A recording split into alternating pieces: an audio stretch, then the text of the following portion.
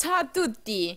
Ebbene sì, anche oggi si parla di congiuntivo, l'argomento più temuto da chiunque studia l'italiano.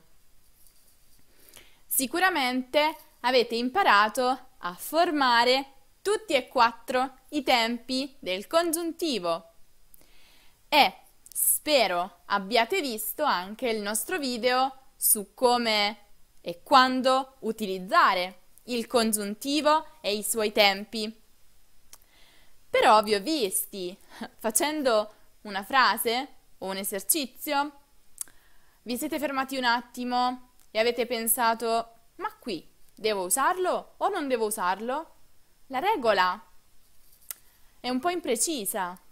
Tranquilli, con questo video vediamo quando non dovete usare il congiuntivo.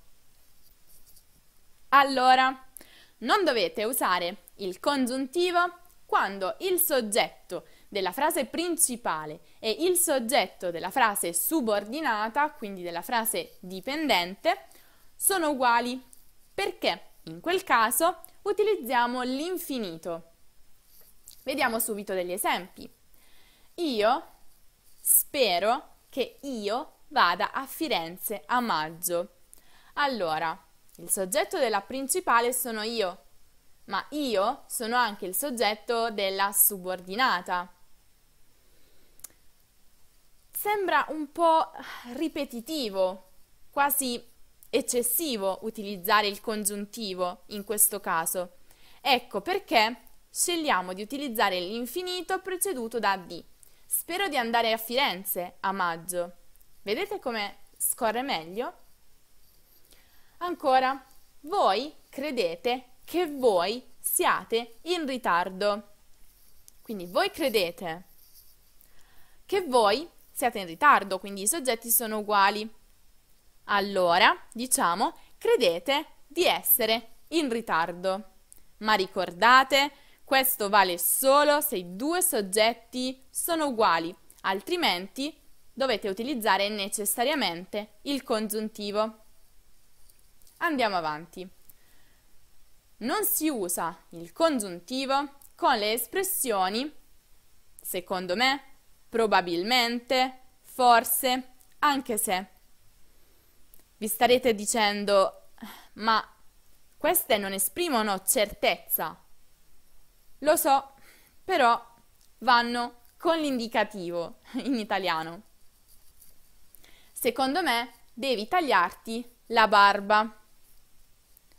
Probabilmente non hanno capito le tue intenzioni. Forse non ha preso il treno delle 14. Va a lavorare anche se non ne ha voglia. Allora ricordate queste quattro espressioni che fanno eccezione, che quindi esprimono pareri personali ma con indicativo. Adesso un'altra piccola informazione che riguarda anche se. Allora, se l'azione non è reale, allora ritorna il nostro congiuntivo. Per esempio, anche se vivessi in California, non vorrei andare al lavoro. Notate la differenza con la frase di prima? Va a lavorare anche se non ne ha voglia. Che lui o lei non abbia voglia è un fatto reale, ma nonostante ciò va a lavorare. Invece, in questa frase, sto esprimendo qualcosa di non reale. Anche se vivessi in California, ma di fatto non ci vivo, perché vivo in Italia, non vorrei andare al lavoro. Ancora, non si usa il congiuntivo con poiché, siccome, dopo che e dato che. Vado in montagna poiché odio il mare. Dato di fatto, quindi indicativo. Siccome hanno litigato, ora non si parlano più. Dopo che fate i compiti potete giocare. Non sono più andata a fare la spesa dato che ho molta pasta in dispensa. Come vedete sono tutti dati di fatto. Ecco perché utilizziamo l'indicativo. Ancora, non si usa il congiuntivo, questo è ovvio, con aggettivi che esprimono certezza, quindi certo, sicuro, convinto, chiaro, evidente, ovvio.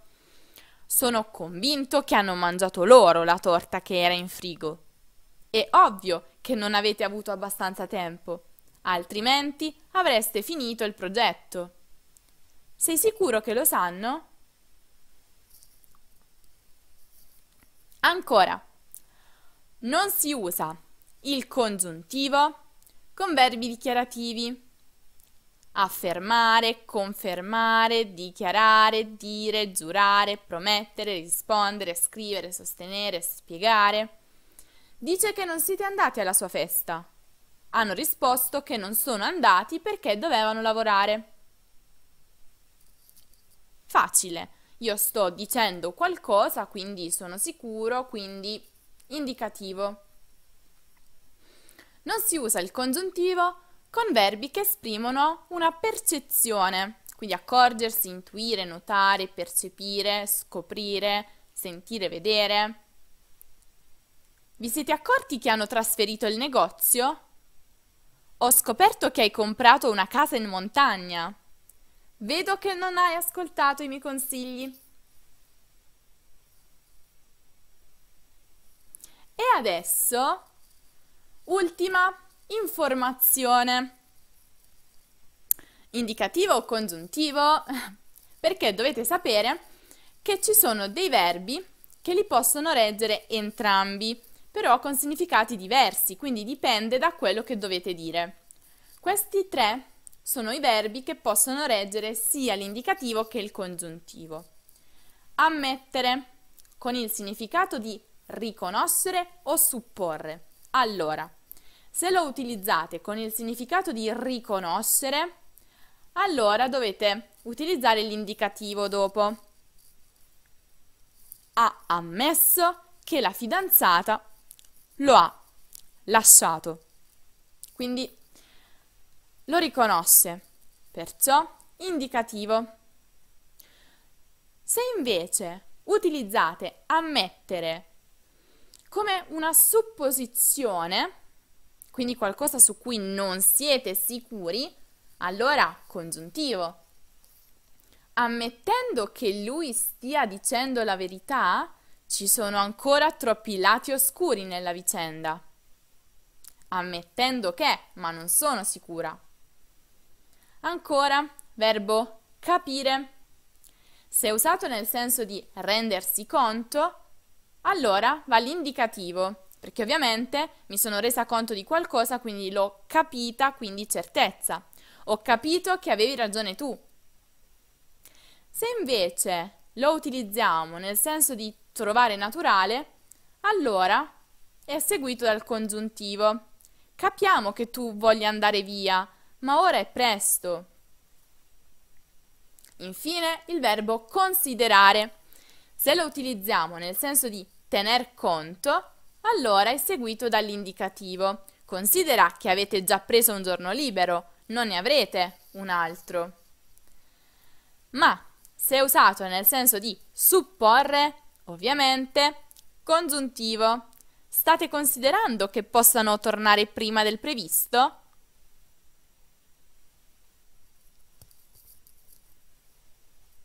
E adesso, a proposito del nostro amato, odiato congiuntivo, avete visto tutti gli altri nostri video?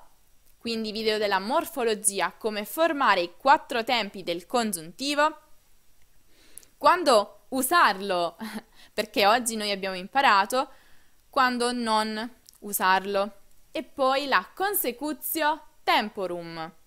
Quindi impareremo insieme ad utilizzare i giusti tempi verbali sia dell'indicativo che del congiuntivo.